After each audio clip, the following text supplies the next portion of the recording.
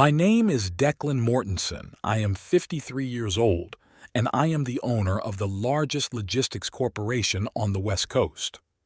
Over the past 25 years, I have built an empire that transports cargo from Los Angeles to Tokyo, owns a fleet of 43 ships, and operates a network of warehouses in 7 countries. My company, Mortensen Global Logistics, handles over 2 million containers a year and generates over $500 million in revenue annually. I live in Beverly Hills with my wife, Vivian, who devoted herself to charity work after leaving her career as a financial consultant and now heads the board of trustees of the Museum of Contemporary Art. We have 2 children. Our son Blake, 28, graduated from Stanford with an MBA and is vice president of business development at my company, and our daughter Serena, 24, is studying international relations at the University of Southern California while interning at a diplomatic mission. Blake lives in his own apartment in Santa Monica worth $1.5 million, while Serena is still with us in our mansion on Rodeo Drive. That morning, Wednesday, May 10th, I sat in my office on the 37th floor of a tower in downtown Los Angeles, gazing out at the city through floor-to-ceiling windows. Outside, an endless ocean of rooftops stretched out, interspersed with green parks and the glint of glass skyscrapers. Roderick Steinbeck, my business partner and best friend for 20 years, sat across from me at a massive mahogany desk, poring over a stack of documents several inches thick. Roderick was 2 years older than me, a former federal prosecutor who had left the law for business and never regretted it. His analytical mind and extensive connections in government circles had saved our company from trouble more than once and helped us land lucrative contracts. The office was furnished with the quiet dignity befitting the head of a large corporation. Antique furniture, impressionist paintings on the walls, a collection of rare books on the history of navigation. In 25 years of success, I had learned to appreciate beautiful things, but I never forgot that it was all the result of hard work and good decisions. Declan, the figures for Pacific Logistics look even worse than we expected, said Roderick, without looking up from the financial report. Their debts exceed their assets by 38%. If we take them over, we'll gain access to their routes in Southeast Asia and contracts with the region's largest ports, but at the same time we'll inherit all their financial problems. I leaned back in my leather chair and rubbed my temples. Pacific Logistics had been our main competitor in the region for the past 10 years, but over the last 2 years, the company had been in serious crisis. Their founder, 75-year-old Charles Preston, had made too many strategic mistakes in his attempts to aggressively expand the business and was now desperately looking for a buyer willing to take on his debts. We desperately need their exclusive contracts with the ports of Singapore, Hong Kong, and Shanghai, I replied, standing up and walking over to the window. Without them, we won't be able to compete effectively with Chinese state-owned companies. They are dumping prices so aggressively that they will soon squeeze private American firms out of the Asian market completely, and that's a third of our global turnover. Roderick nodded and turned another page of the report. His gray hair was neatly combed back, and his expensive dark blue Armani suit fit his trim figure perfectly. Despite being 55, he looked younger than many 40-year-olds and took care of himself with the meticulousness of a former military prosecutor. In his time, Roderick had successfully prosecuted organized crime, which had taught him to be extremely attentive to detail and not to trust pretty promises. I've conducted a thorough analysis of their personnel and logistical capabilities, he continued, putting down one folder and picking up the next.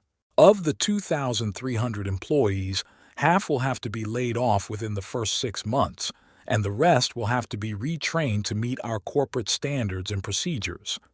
This will take at least 6 months of active work and require an additional investment of $7.5 million, not including severance pay. We worked out every aspect of the potential deal in detail until late last night. Roderick insisted on an even more thorough and comprehensive review of their Asian contracts, especially those signed in the last 2 years, suspecting hidden obligations. I wanted to move much faster, knowing that other major players in the market, including several European giants, were also eyeing Pacific Logistics assets. By 7:30 in the evening, we agreed to meet with the entire team of corporate lawyers the next day to finalize the terms of our purchase offer. By the way, how's Blake doing with his new contract in Mexico? Roderick asked, gathering documents into his briefcase. He's doing great, I replied proudly. Last week he closed a deal with Mexican Cargo for $15 million a year. The boy definitely inherited my business acumen. And Serena, how's her studies? Excellent. She's planning to apply for a master's degree in international relations next year, possibly at Georgetown. She wants to specialize in trade diplomacy. Roderick smiled. He was a bachelor and often said that my children were the only thing that sometimes made him regret not having a family of his own. The drive home to Beverly Hills took almost an hour in the usual evening traffic. My black Bentley Mulsanne crawled slowly through the crowded streets of the metropolis as I listened to the latest news from Asian markets and reflected on how dramatically international business had changed in recent years.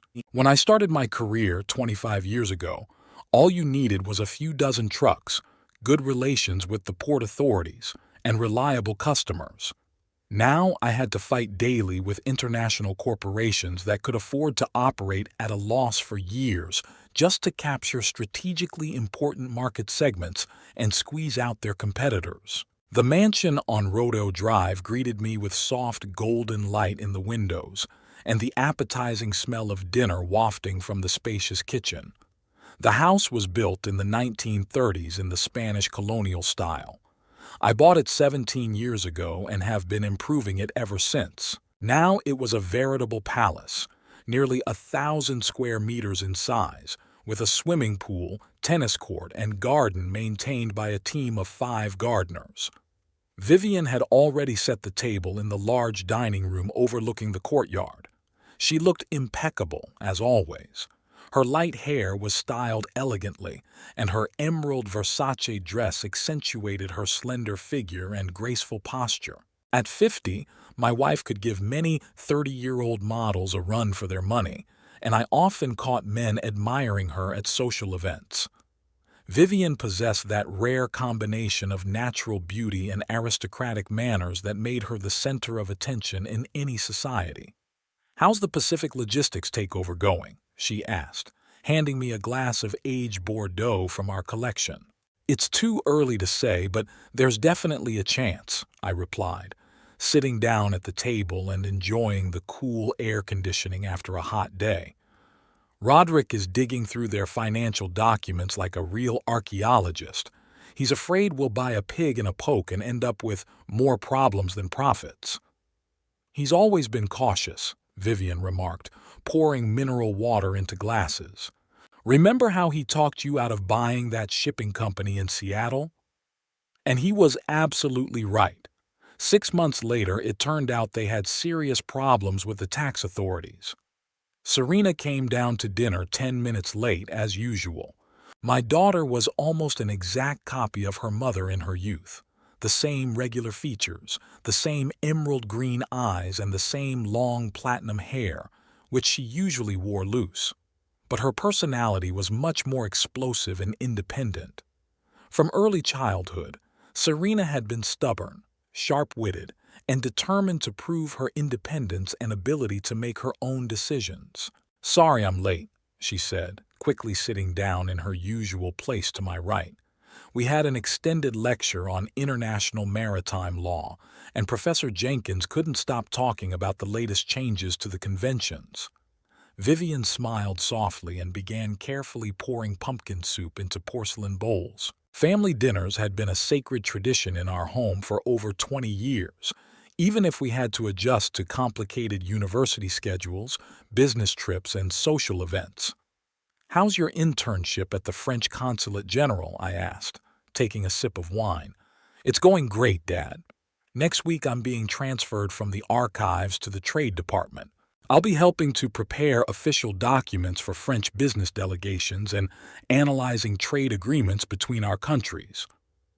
We talked at length about her academic achievements, her plans for the summer vacation, and the upcoming charity art exhibition in support of children with cancer that Vivian was organizing. It was a normal, relaxed family dinner with my closest relatives, and nothing foreshadowed that in a few minutes my calm and predictable life would begin to rapidly unravel. The waitress brought the main course, salmon fillet with grilled vegetables and saffron rice. Siren finished her glass of white wine and suddenly looked at us with a special seriousness and barely noticeable excitement. I knew that look well from her childhood. It was exactly how she looked when she was about to tell us something really important or ask for permission to do something unusual. "Mom, Dad, I want to tell you something," she began, slightly nervous and fidgeting with her napkin. "Last week, at an official diplomatic reception at the French Consulate General, I met a very interesting person. His name is Ethan Reynolds." Vivian immediately perked up and leaned forward, putting down her fork. Like any mother, she was always particularly interested in the young men who appeared in her daughter's life. "Tell me more about him, dear. Who is he? What does he do? Where is he from?" "Ethan runs his own hedge fund called Reynolds Capital Partners," Serena replied, her voice clearly tinged with pride and admiration. "He specializes in high-risk investments in promising technology startups, especially in the fields of artificial intelligence and biotechnology. Ethan is incredibly intelligent, well-educated, fluent in 4 languages, and has a master's degree in economics. I felt a slight but distinct uneasiness. Not because I was fundamentally opposed to my daughter having a romantic relationship. At 24, she had every right to date anyone she wanted. It was the tone she used when talking about Ethan that made me uneasy. Over the years, I had learned to recognize when young women started talking about a man in such an enthusiastic voice. It meant they were hopelessly in love. "How old is he? Where did he go to school?" I asked, trying to keep my tone as neutral and interested as possible. 29. Ethan was born and raised in Boston, graduated from Dartmouth College with honors, then earned an MBA from Harvard. After college, he worked as an analyst at a large investment firm on Wall Street for several years, and 4 years ago, he moved to California and started his own investment fund. Vivian nodded approvingly, sipping her wine. She always liked it when our children's potential partners had a solid education, a prestigious job, and a stable high income. As a former financial advisor, she understood the value of financial stability in a relationship. "Where exactly did you meet him? Tell me more about that evening," I continued my cautious questioning. "At a reception in honor of the arrival of a French trade delegation that came to discuss new investment opportunities in California. Ethan was there as a representative of private American investors interested in collaborating with European technology startups. We happened to strike up a conversation at the buffet table about the impact of international trade on the development of innovative technologies, and it turned out that we had a striking number of common interests and views on the modern economy." Serena was clearly trying very hard to make a favorable impression on us with her story about her new acquaintance. She enthusiastically described in great detail his erudition, his deep knowledge of international politics and modern economic theory, and his ability to hold an intellectual conversation on virtually any topic, from classical literature to quantum physics. "That sounds really interesting," Vivian remarked cautiously. "What can you tell us about his family, his parents, his background?" "Ethan comes from a very respectable and intelligent family," Serena replied proudly. "His father is a heart surgeon at one of Boston's best private clinics, and his mother teaches art history at Harvard University and is the author of several academic monographs. A very educated and cultured family indeed." I continued to eat in silence but listened intently to every word my daughter said. Something about this perfect story seemed suspiciously right, as if it had been carefully rehearsed. A young, successful hedge fund manager with an impeccable pedigree, an education at the country's best universities, and extensive international connections. People like that are usually married to women from their social circle or, at the very least, in serious, long-term relationships. "I'd really like to introduce you to Ethan," Serena said unexpectedly, her eyes literally glowing with anticipation. "Maybe we could invite him over for dinner next weekend? I'm sure you'll enjoy his company." Vivian instantly and enthusiastically agreed to the idea while I hesitated inwardly. On the one hand, it seemed perfectly natural and appropriate to get to know a young man who was clearly seriously interested in my only daughter. On the other hand, my paternal intuition, honed by years of doing business and interacting with all kinds of people, urged me to exercise extreme caution. "Of course, dear," I finally said, deciding not to show my doubts. "It will be very interesting to talk to him and get to know him better." Serena literally beamed with joy and immediately began enthusiastically planning the upcoming evening. She wanted to order a special festive menu from our regular chef, buy several bottles of rare French wine from a collection of grape varieties, order fresh flowers to decorate the dining room, and prepare the house for the arrival of a truly important guest. Her enthusiasm and sincere joy were both touching and disturbing. After dinner, when Vivian went to her studio to work on a charity exhibition project and Serena went up to her room to prepare for tomorrow's university classes, I retired to my spacious study on the second floor and once again carefully considered everything I had heard that evening. A 29-year-old hedge fund manager who specializes in high-risk investments in tech startups and still finds time to attend diplomatic receptions and social events. Perhaps I had become overly suspicious and cautious with age, but the whole story seemed somewhat artificial and carefully crafted to me. However, in a few days, I would be able to meet the mysterious Ethan Reynolds in person and form my own independent opinion about his character, intentions, and true nature. On Saturday evening, our house was being prepared for the guest's arrival with particular care. Serena spent the entire day preparing, as if she were getting ready for a state reception. She personally supervised every detail, from the fresh white orchids in crystal vases to the polishing of the silver cutlery. Chef Carlos was instructed to prepare an exquisite 5-course menu, including lobsters delivered that morning directly from Maine. In the wine cellar, I personally selected a bottle of 1982 Chateau Margaux, a $3,000 wine that we usually only opened on the most special occasions. Blake arrived at 6 in the evening as I had requested. My son looked impeccable in a dark blue Brioni suit and the Swiss Patek Philippe watch I had given him for his graduation from Stanford.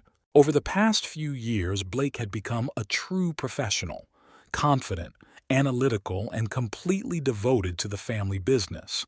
He had inherited my practical mind and ability to quickly assess people. "So who is this guy Serena is raving about?" he asked, taking a glass of whiskey from me. "I don't know yet," I replied honestly, "but something about this story doesn't sit right with me. Everything is too smooth and perfect." "I see. Do you want me to check him out?" "Be careful. Serena is clearly head over heels in love, and she takes any criticism very personally." At exactly 7 o'clock, a car pulled up at our gate. Through the office window, I saw a silver Maserati Gran Turismo, a car worth about $150,000. For a 29-year-old hedge fund manager, it was a very respectable choice, but not overly ostentatious.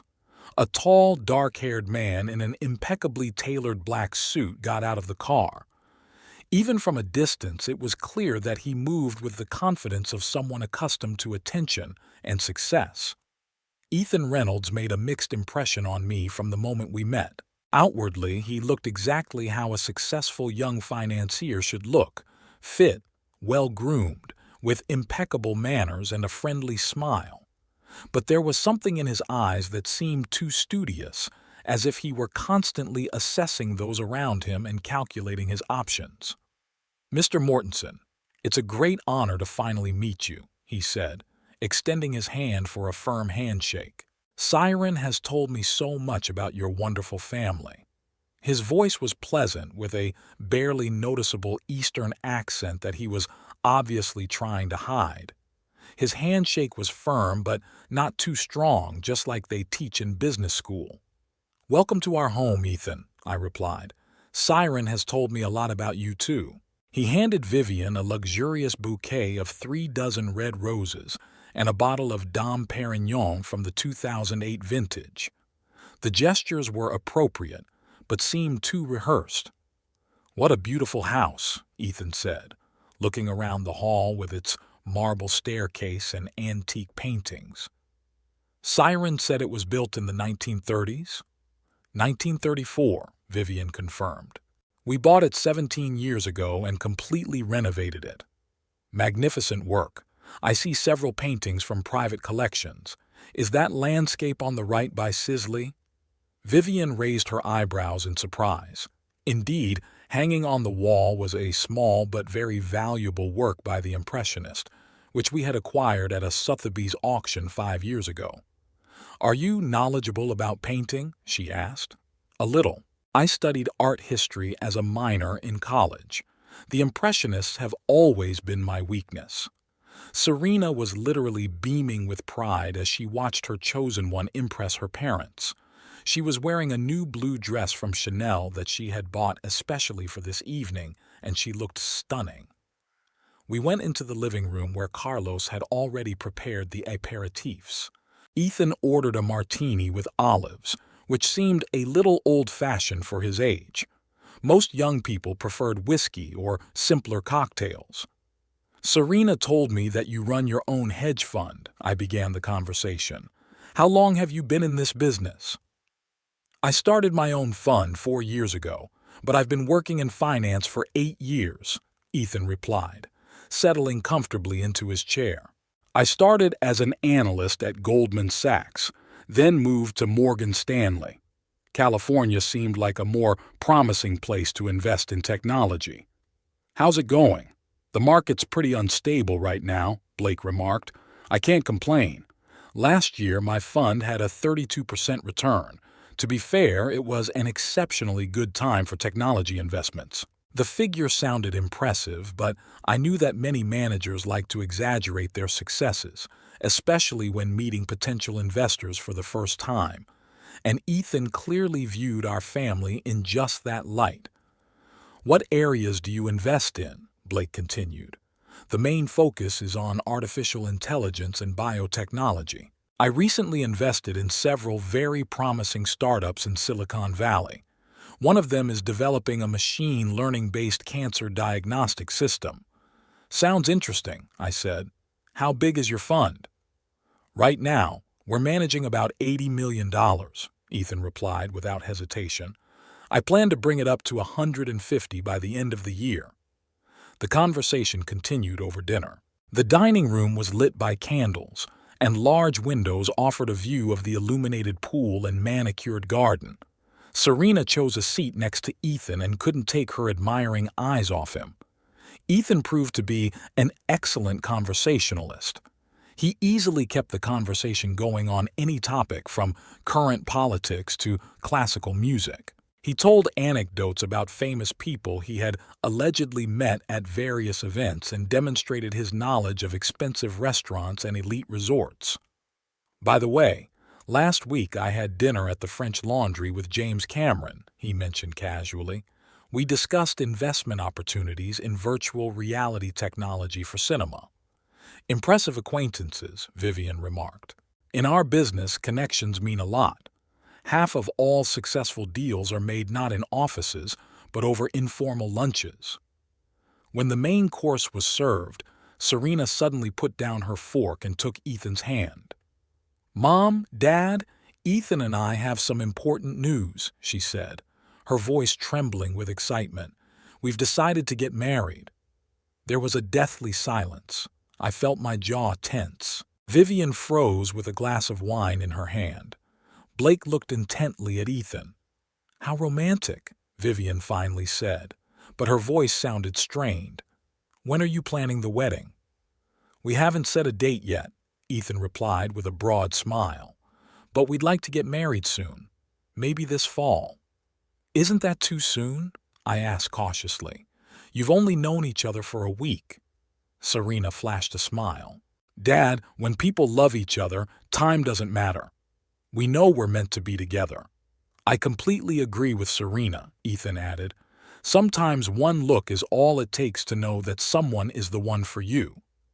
The rest of the dinner was tense. Blake asked Ethan technical questions about the stock market and investment strategies. Several times I noticed that Ethan's answers sounded evasive or contained inaccuracies. "How do you assess the prospects for the semiconductor sector in light of the trade war with China?" Blake asked. "I think these are temporary difficulties," Ethan replied. "The market always finds ways to adapt." The answer was too general for someone who was supposed to be a professional on these issues. The trade war was having a serious impact on the technology sector, and any hedge fund manager needed to have a clear position on the issue. "What's your risk hedging strategy?" Blake continued. "Standard portfolio diversification," Ethan replied vaguely. "We don't put all our eggs in one basket." It was a platitude that any economics student could have uttered. A real fund manager would have talked about specific instruments, derivatives, options, currency hedging. When Ethan excused himself and went to the restroom, I quickly glanced at Blake. I could see from his face that he was thinking the same thing. "Something's not right here," my son said quietly. "I feel it too." Around 10 o'clock, Ethan started getting ready to go home. He said a warm goodbye to everyone, thanked them again for the wonderful evening, and promised to come back soon. "I really liked your family," he said to Cyrene at the door. "Now I understand where you got your upbringing and refinement." After he left, we all gathered in the living room. Cyrene was beaming with happiness, but the expressions on the faces of the others showed that their impressions were mixed. "Well, what do you think of Ethan?" she asked, expecting unanimous approval. I glanced at Vivian, wondering how best to express my doubts. "He's certainly a charming young man," Vivian began cautiously. "But don't you think you're rushing into marriage a little too quickly, dear?" "Mom, I'm a grown woman and I can make my own decisions," Cyrena snapped. "It's not about your age," I interjected. "It's just that some of his answers seemed vague." "What do you mean?" Blake decided to speak up. "Siren, I asked him some professional questions about the financial markets. His answers were too general. It seems like he doesn't have a very deep understanding of the areas he claims to specialize in." Siren's face flushed with indignation. "I can't believe you interrogated him like a criminal." Ethan simply didn't want to bore us with technical details. "Honey, we're just worried about you," Vivian said gently. "Maybe you should get to know each other better before taking such a serious step." "You don't know him at all," Serena snapped. "Ethan is kind, intelligent, successful. He loves me and I love him. That's enough." "Of course, love is important," I agreed, "but marriage is a serious decision. We just want to make sure you're not making a mistake." "A mistake?" Serena jumped up. "The only mistake I've made is hoping for your understanding and support. You're acting like snobs who think no one is good enough for your precious daughter." "Siren, calm down," Blake tried to reason with her. "We have nothing against Ethan personally. We just want to be sure of his intentions." "His intentions are perfectly honest," she shouted. "Unlike yours. You've already decided you don't like him without even giving him a chance." With that, she turned and headed for the stairs. "Siren, wait," Vivian called after her. "Let's talk about this calmly." "There's nothing to talk about," her daughter said over her shoulder. "I'm marrying Ethan whether you like it or not." She climbed the stairs and slammed her bedroom door so hard that the pictures on the walls shook. A heavy silence hung in the living room. "I think we could have expressed our concerns more delicately," Vivian sighed. "Perhaps," I agreed, "but it's better to tell the truth now than regret it later." Blake twirled his glass of half-finished wine. "Dad, what if we run a check on him? Discreetly, of course. Just to make sure he's who he says he is." I thought about it. It was a reasonable idea, but if Serena found out, she would never forgive us. "I'll talk to Roderick," I decided. "He has connections that can help us find out the truth without causing a fuss." We discussed the situation for a while longer, but we all knew that the family peace had been broken, and it would not be easy to restore it, especially if our suspicions turned out to be true. On Monday morning, I couldn't concentrate on my work. The documents for the Pacific Logistics takeover lay untouched on my desk, and I stared out the window at the gray sky over Los Angeles and thought about Saturday night's dinner. Siren didn't come down to see us last night, and she left for college this morning without even saying goodbye. Vivian tried to talk to her before she left, but our daughter just nodded and walked out of the house with a stony face. Around noon, I called Roderick and suggested we meet at the Los Angeles Country Club, one of the most exclusive and prestigious establishments in the city, where we could talk quietly without fear of prying ears. The club had been around for over a century, and its members were some of the most influential people in California. Billion-dollar deals were made here, and issues that never made it into the press were discussed. Roderick arrived at 3 o'clock in the afternoon. We settled into leather armchairs by the fireplace in a far corner of the library, where no one could overhear us. The waiter brought us Hennessy Paradis cognac and discreetly withdrew. Roderick looked impeccable as always, a gray Armani suit, platinum cufflinks, neatly combed gray hair. His face expressed the professional attention of a man accustomed to listening to complicated stories and finding their weak points. "What happened, Declan? You sounded worried on the phone," he said, sipping his cognac.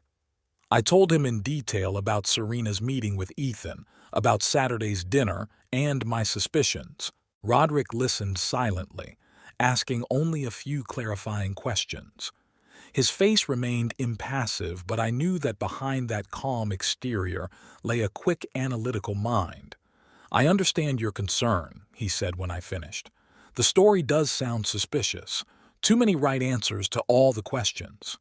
In my experience as a federal prosecutor, people like that usually turn out to be frauds. What do you recommend?" Roderick thoughtfully twirled his glass. "I have contacts at the FBI and the SEC. I can discreetly check whether Reynolds Capital Partners exists and whether Ethan Reynolds is registered as an asset manager. It will take a day or two, and no one will know about the check. And if he's clean, then you apologize to your daughter and give him a chance. But if my suspicions are confirmed, it's better to find out now than after the wedding." We agreed that Roderick would start the investigation immediately. His connections in law enforcement allowed him to obtain information that was not available to ordinary citizens. Over the years as a federal prosecutor, he had accumulated many debts that he could now use to help his friends. "There's one more thing," Roderick added. "If this guy is really a con man, he's a professional. An amateur wouldn't mess with a family of your stature. Too much risk and too much attention." "What do you mean?" "If he's decided to play this game, then the stakes are very high. He may know more about your finances than it seems." This thought sent a chill down my spine. True, information about our family's wealth wasn't a state secret, but it wasn't exactly public knowledge either. If Ethan had done his homework, that changed everything. That evening, I met Blake at his apartment in Santa Monica. My son lived in a modern high-rise complex with an ocean view, which he had chosen and bought with his own money. The interior was minimalist, light colors, modern furniture, no unnecessary details. Blake had always been practical and didn't like ostentatious luxury. "How are things with Serena?" he asked, handing me a mug of coffee. "Not good. She won't even talk to us. She left for college this morning without saying a word." "That's to be expected. Remember how she reacted when we criticized her choice of friends when she was a child?" Blake was right. Since childhood, Serena had been sensitive to any attempts to interfere in her personal life. When she was 16, she didn't speak to us for 2 weeks after we forbade her from dating a classmate who smoked marijuana. Roderick agreed to check out this Ethan through his channels, I reported. But I think we should cover our bases. A private investigator? Exactly. Do you know anyone reliable? Blake nodded. There's this guy, Mike Connor, former LAPD detective now working for himself. Very discreet and professional. He's helped us check out potential partners a few times. Get in touch with him. Have him find out everything he can about Ethan Reynolds. Finances, background, connections, all the details. I'll do it. What are you going to do about Serena? I had thought long and hard about that question. Direct accusations would only turn her against us even more. We needed a different approach. I'll try to talk to her alone. Maybe in a calm setting I can convince her to change her mind. The next day I called Serena and suggested we have dinner together at Nobu Malibu, one of the best restaurants in town with an ocean view. It was her favorite place since childhood, and I hoped that the familiar surroundings would help us find common ground. Why? She asked coldly. I want to apologize for Saturday night and talk to you calmly. Dad, if you're going to criticize Ethan again, no, honey, just father and daughter, a nice dinner, and an honest conversation. Give me a chance. After a long pause, she agreed. We arranged to meet at 7 o'clock on Wednesday evening. Nobu Malibu was located on the Pacific coast, and its panoramic windows offered a stunning view of the sunset. It was a place where Hollywood stars, politicians, and business people dined. Here, you could meet Oscar winners at the next table or discuss deals worth hundreds of millions of dollars to the sound of the ocean waves. Serena arrived right on time but looked wary. She was dressed simply, jeans, a white blouse, minimal makeup. It was clear that she didn't want to make this dinner a special occasion. "Hi, Dad," she said quietly, sitting down at the table by the window. "Hi, sweetheart. Thanks for agreeing to come." We ordered food and wine. For the first half hour, the conversation was awkward. Serena answered in monosyllables, clearly expecting a catch. I talked about work, asked about her studies, and tried to create a relaxed atmosphere. "How are things at the consulate?" I asked. "Fine. Next week I'm starting work on a trade cooperation project with France." "Sounds interesting. Any plans for the future? Still thinking about a master's degree at Georgetown?" Serena paused, looking out at the ocean. "I don't know. Maybe my plans will change after the wedding." We had arrived at the main topic. I took a deep breath, choosing my words carefully. "Siren, I want to apologize for Saturday night. Your mother and I behaved badly." She looked at me in surprise. "Really?" "Yes, it is. Ethan seemed like a nice young man. We were just shocked by the news of your engagement. Any father would be concerned when his daughter makes such an important decision." Serena's face softened. "Dad, I understand that it was unexpected, but when you meet the right person, time ceases to matter." "Perhaps you're right, but let me ask you a few questions, not as a critical father, but as a man who loves you and wants you to be happy." "Okay," she agreed after a pause. "You said Ethan runs a hedge fund. Have you seen his office?" "Not yet. He works mostly from home. He says it's more efficient." First red flag. Serious fund managers don't work from home. They need offices, teams of analysts, access to trading terminals. "What about his clients, the fund's investors?" "He doesn't really like to talk about that. Confidentiality and all that." Another red flag. Real managers are proud of their clients and their achievements. "Siren, you're a very smart girl. You have an excellent education and a sharp mind. Don't you find it strange that a successful financier can't answer basic questions about his job?" She frowned. "What are you talking about?" Blake asked him simple professional questions. Any asset manager should know the answers to those, but Ethan responded with vague phrases. Maybe he just didn't want to bore us with technical details. Or maybe he doesn't know those details because he's never managed real investments. Serena put her glass down abruptly. I can't believe this. You lured me here under the pretext of apologizing, and now you're accusing Ethan of lying again. I'm not accusing him, I'm just asking you to be careful. Look at the facts objectively. What facts? Your suspicions and prejudices? Siren's voice grew louder, attracting the attention of neighboring tables. Honey, I just want you to be happy and safe. Safe? She stood up from her chair. From what, Dad? From love? From the opportunity to build a life of my own? From a man who may not be who he claims to be? You know what? I know what this is all about. Serena grabbed her purse. You can't accept that your little girl has grown up and fallen in love. You're used to buying and controlling everyone, but you can't buy love. Serena, calm down. No. You think your money gives you the right to interfere in my life? That you can decide who I love and who I don't? People at the neighboring tables were already staring at us openly. I saw someone start filming what was happening on their phone. Siren, let's discuss this at home. Home? She laughed bitterly. This house stopped being a home the moment you decided Ethan wasn't good enough for your precious daughter. I never said that. You don't have to say it, Dad. It's obvious. You think no one is good enough for a Mortensen girl, that all men are only interested in me for my money. That's not true. Yes, it is. Tears of anger glistened in her eyes. You're so cynical that you can't believe in true love. Everything is for sale to you. Siren, you're being unfair. Unfair? Is it fair to interrogate my fiancé? Is it fair to accuse him of cheating without any proof? She leaned across the table toward me, her voice cold and determined. You know what, Dad? Ethan was right when he said that rich people don't understand real feelings. All they care about is money and status. When did he say that? It doesn't matter. What matters is that he was right. You're trying to buy my obedience with this expensive dinner and your false apologies. That's not true, and you know it. You know?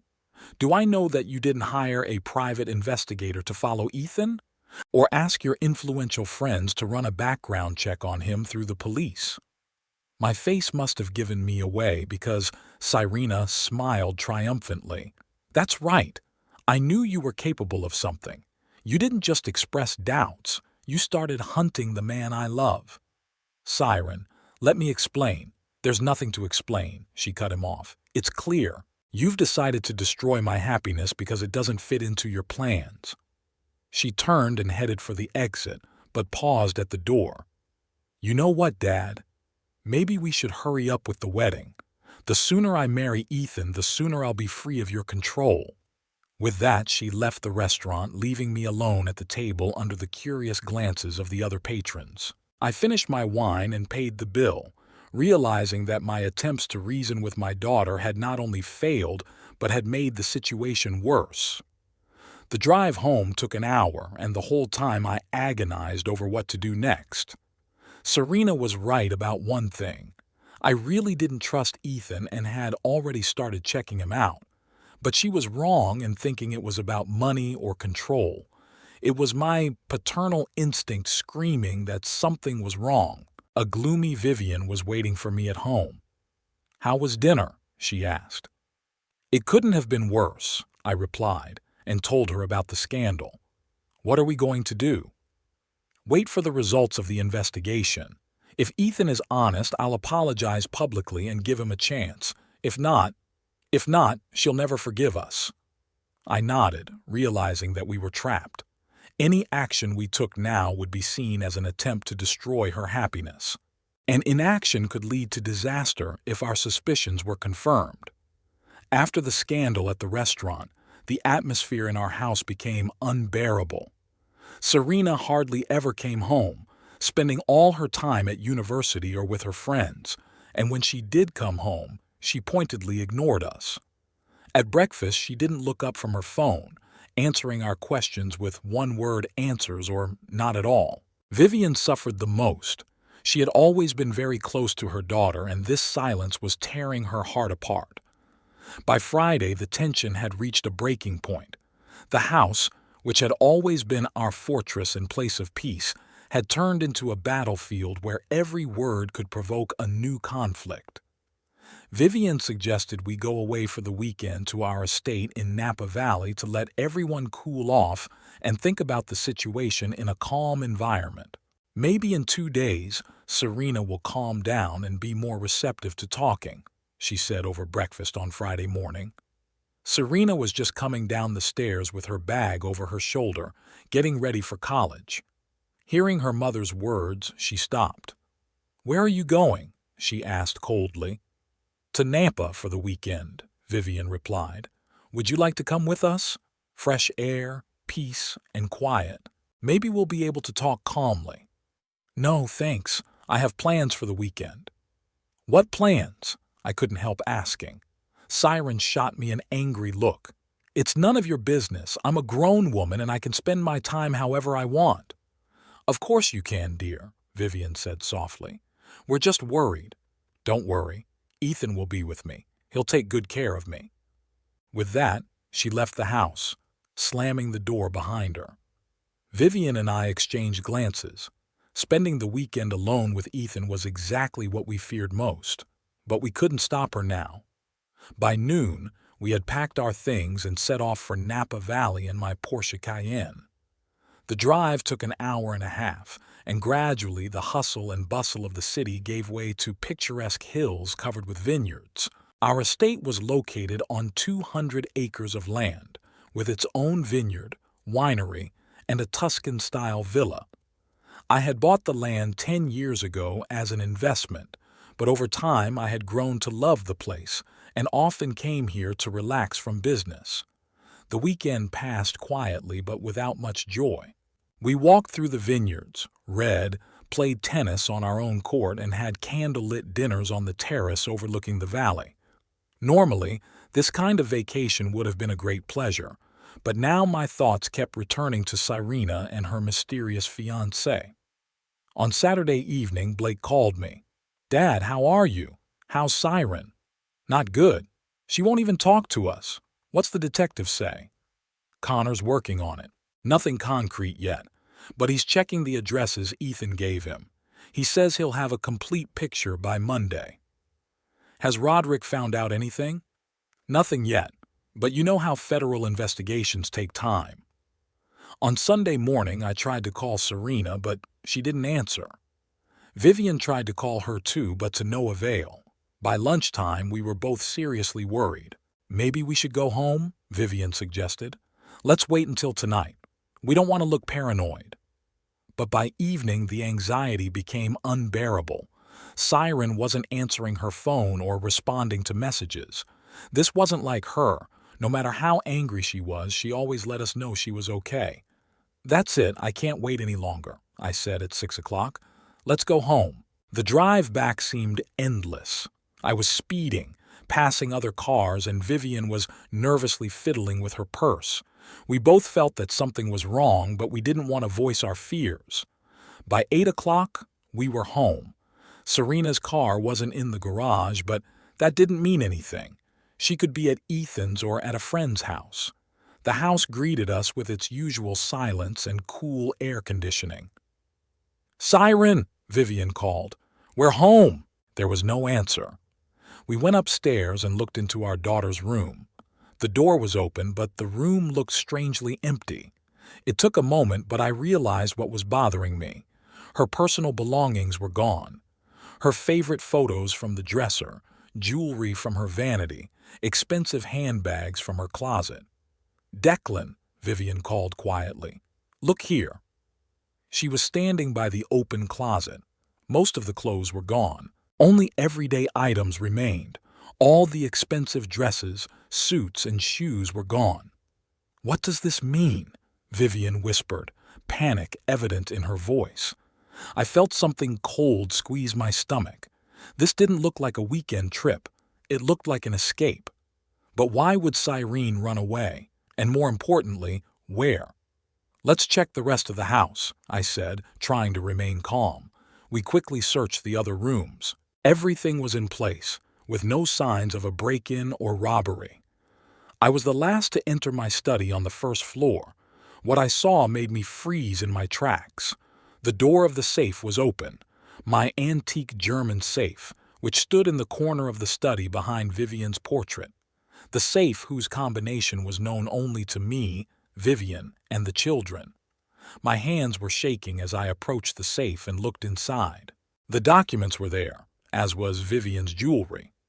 But the cash was gone, exactly $250,000, which I always kept at home for emergencies. Gone, every last bill.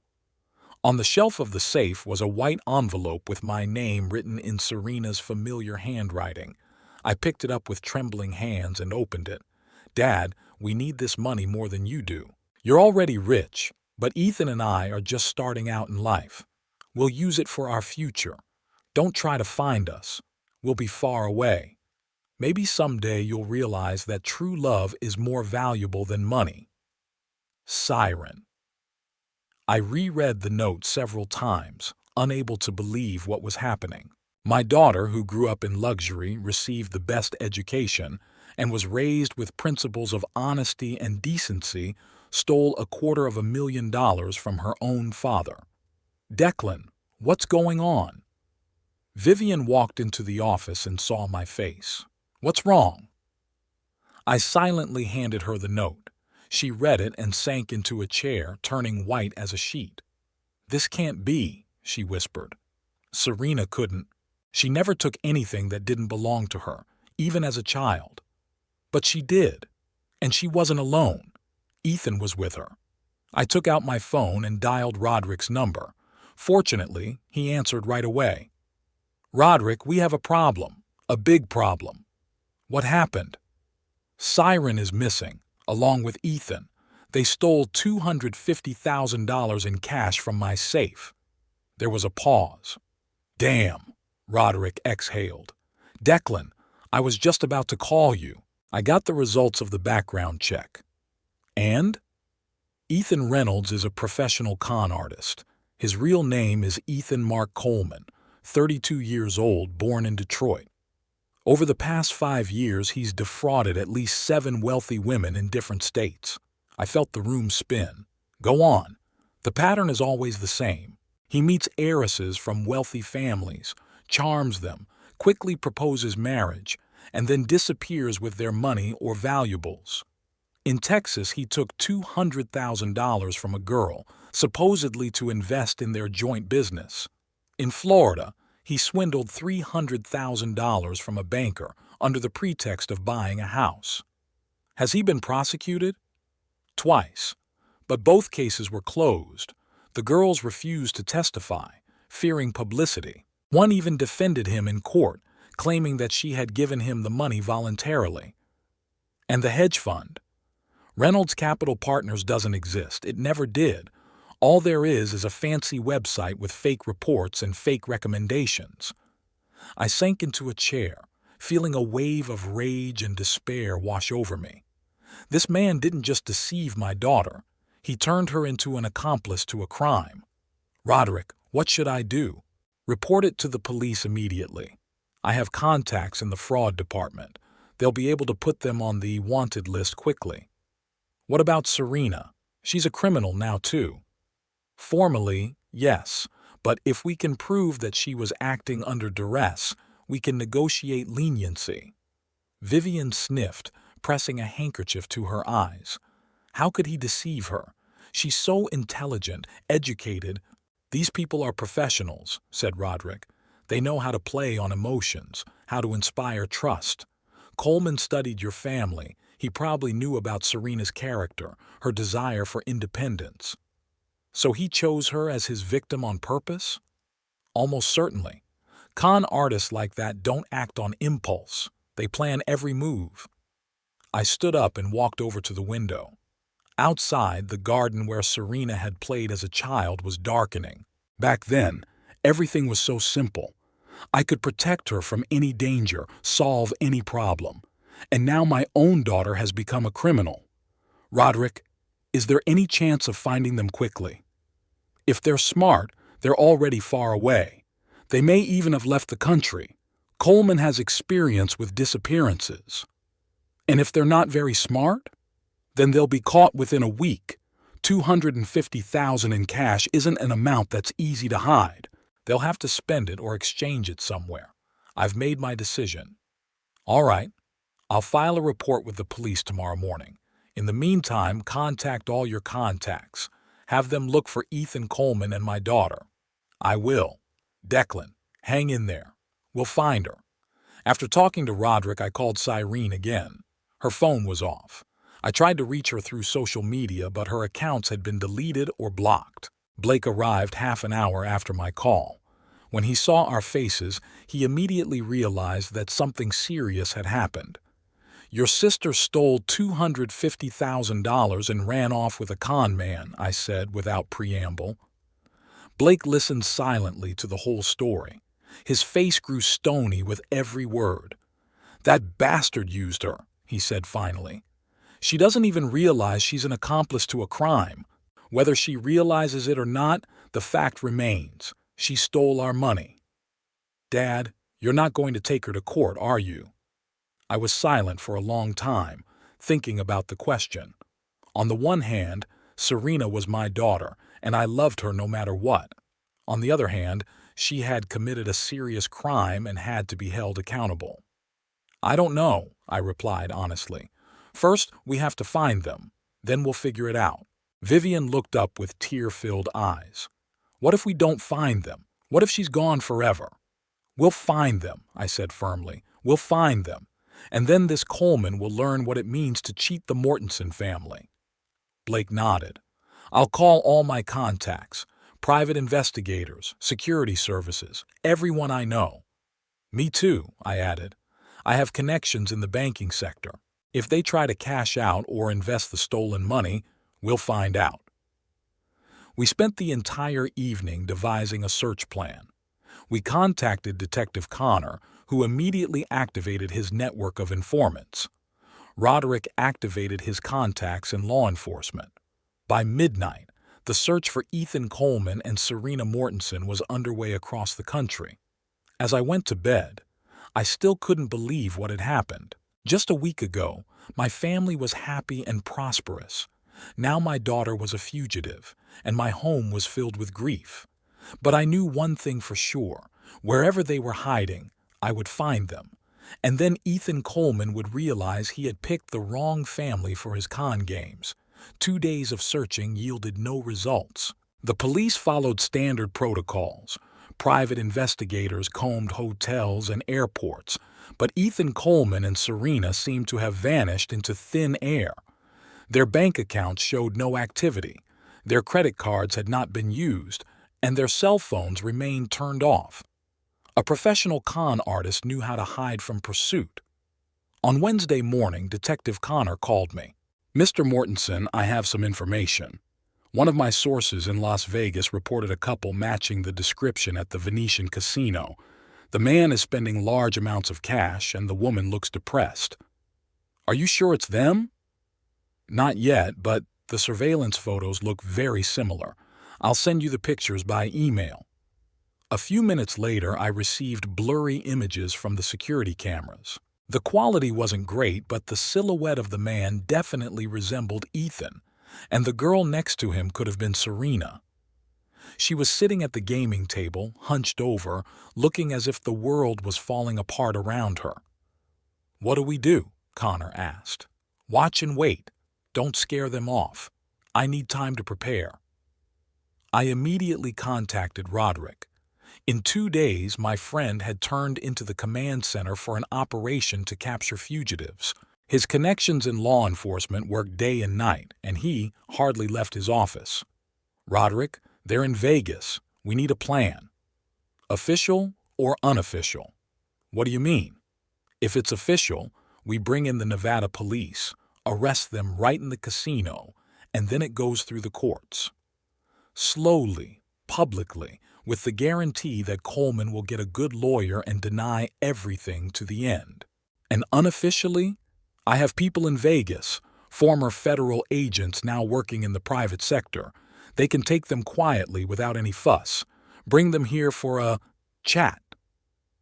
I understood that Roderick was suggesting we act outside the law, but the thought of this crook dragging the case through the courts for years while my daughter sat in prison as an accomplice made me furious. How long will they need? 6 to 8 hours. They'll pick them up at the casino and fly them out on a private jet. They'll be here by morning. Do it.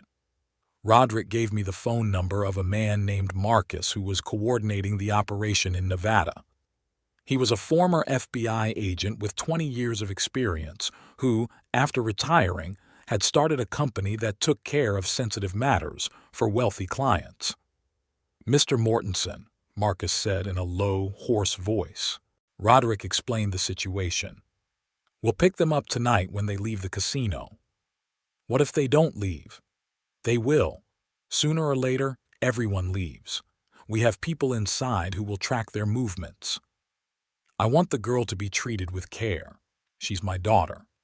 "Understood. And the man? Do whatever you think is necessary with the man." That evening I called an emergency family meeting. Vivian, Blake, and I sat in the living room as the garden slowly darkened outside the windows. My wife looked exhausted. 2 days of sleeplessness and constant stress had taken their toll. Blake was grim and focused, as always in a crisis. "They found them in Las Vegas," I said. "They'll be here tonight." "Legally?" Blake asked. "Not exactly." Vivian looked up. "Declan, what are you planning?" "I want to talk to that bastard in person, find out the truth about his plans and how he deceives Siren." "What if he doesn't want to talk?" "He will," I said grimly. Blake nodded in understanding. My son knew that sometimes you had to play hardball in business, and he understood my motives. Vivian looked worried, but she didn't protest. She also wanted to know the truth about the man who had destroyed our family. At 1:30 in the morning, a black SUV with no license plates pulled up to the gate. Marcus was a short, stocky man in his 50s with cold gray eyes and a scar on his left cheek. He reported briefly on the results of the operation. "We picked them up at the casino exit at 11 p.m. local time. The guy tried to resist. The girl was in shock. We found the money in the safe in their room, $187,000 in cash. He must have lost the rest at the casino." "Where are they now?" "In the van at the gate. The guy is tied up and the girl is under a mild sedative. She was hysterical." "Take them inside." Marcus motioned to his men. Ethan Coleman was led out of the van with his hands tied behind his back, followed by Serena, who could barely stand. My daughter looked terrible. Her hair was disheveled, her makeup smeared, her dress wrinkled. When she saw me, her eyes flashed with a mixture of fear, shame, and despair. "Dad," she whispered. "Shut up," I snapped. "Stay quiet for now." Ethan, on the other hand, tried to maintain his arrogance even in this situation. "You have no right to keep me here. This is kidnapping. I demand a lawyer." "Shut up," Marcus said calmly, pushing him slightly toward the house. We went down to the basement, which I had once converted into a wine cellar, but now it looked more like an interrogation room. Roderick was already waiting for us there, sitting in a chair with a glass of whiskey in his hand. His face showed the cold determination of a man who was prepared to go as far as necessary. Marcus tied Ethan to a heavy wooden chair in the center of the room. Siren was seated on a sofa in the corner, where she could see and hear everything that was happening. Marcus's 2 bodyguards stood at the door. "So, Mr. Coleman," I began, approaching the bound con man, "I think it's time you told us the truth." "I don't know what you're talking about. My name is Ethan Reynolds. I'm an investment fund manager." Marcus silently approached him and punched him in the stomach. Not hard, but enough to knock the wind out of him. "Dad, no!" Siren screamed, trying to get up from the couch. "Sit down," I ordered without turning around, "and listen carefully. You're about to learn the truth about your fiancé." Ethan coughed and tried to catch his breath. "Your real name is Ethan Mark Coleman," Roderick continued, reading from a piece of paper. 32 years old, born in Detroit, convicted twice for fraud, wanted in at least 3 states. That's a lie, Coleman gasped. Marcus hit him again, this time in the face. Blood flowed from his nose. Siren, Coleman shouted. Tell them, you know who I am. Siren remained silent, staring at him with wide eyes. For the first time since she had known him, she saw his real face, without his charming smile and confidence. Over the past 5 years, you've deceived 7 girls from wealthy families, Roderick continued. You've stolen a total of over $2 million. Do you want me to read out the names of your victims? Go to hell. This time, Marcus punched him in the ribs. Coleman doubled over, groaning in pain. Dad, please stop. I'm begging you, cried Serena. I understand everything. I was wrong. No, dear, I said, turning to her for the first time that evening. You weren't just wrong. You helped him steal our money. So you're going to sit there quietly and listen to your beloved tell the whole truth. I nodded to Marcus, and he hit Coleman again. How long did you study my family before you met my daughter? I asked. I don't know. I didn't study anyone. Another blow made him cry out. How long? I repeated louder. 3 months, he shouted.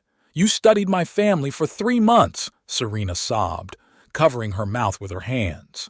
What exactly did you study? Financial situation, habits, personalities. I knew Serena was studying at USC, interning at the consulate. I knew she was romantic and liked to prove her independence. And you decided to take advantage of that? Yes, damn it, it's my job. Did you ever have any feelings for her? Coleman raised his head and looked directly at Serena. There was not a trace of regret in his eyes. No, never.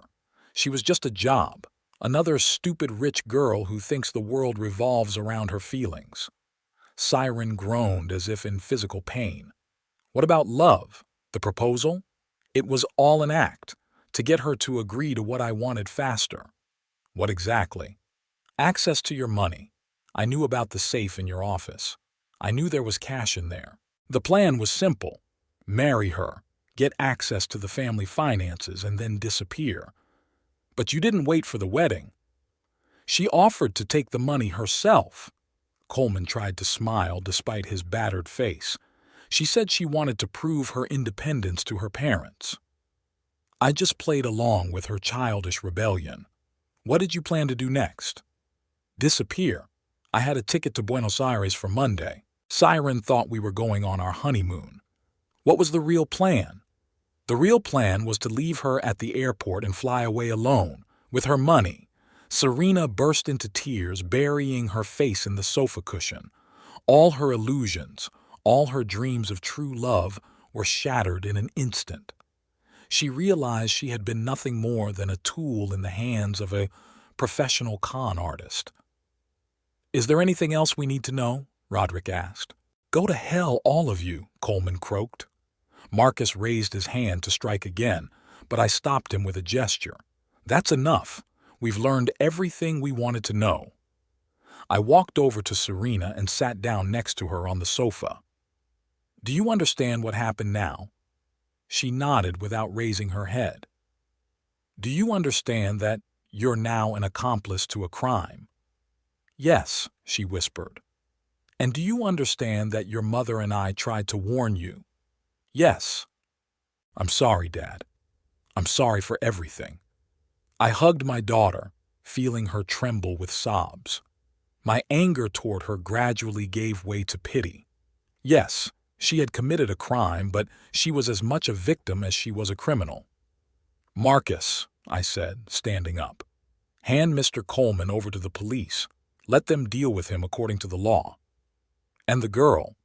The girl stays at home, under house arrest until we decide what to do next. Coleman was led out of the basement. An hour later, he was being questioned by Los Angeles police detectives on official charges of fraud, theft, and illegal crossing of state lines. The money was returned to our safe, but I didn't feel victorious. Yes, the con man had been caught and would be punished. Yes, the money had been returned to the family. But something important had been destroyed forever. My relationship with Serena had changed dramatically. She was no longer my little princess who believed in fairy tales about handsome princes. She had become a woman who had learned that the world could be cruel and cynical, that people were capable of meanness and betrayal. And I was no longer her all-powerful father who could protect her from any harm. Now she knew that I was capable of cruelty, that in a critical situation I could act outside the law. That night, when it was all over, we sat in the living room. Me, Vivian, Blake, and Serena. No one knew what to say. Too much had happened in those few days. "What's going to happen now?" Serena asked quietly. "I don't know," I replied honestly. "It depends on many factors, whether the police press charges against you, your testimony against Coleman, and many other things." "What about our family? Are we still a family after all this?" I was silent for a long time, thinking about my answer. "Yes, we're a family, but a different family. We've all changed over the last few days, and there's no going back." Serena nodded, realizing that the golden age of her carefree life was over forever. Now, she would have to live with the consequences of her decisions and learn to distinguish between truth and lies in human relationships. And I had to live with the understanding that sometimes love for one's family requires actions that go beyond the bounds of law and morality, and that the price for protecting those close to us may be higher than we are willing to pay.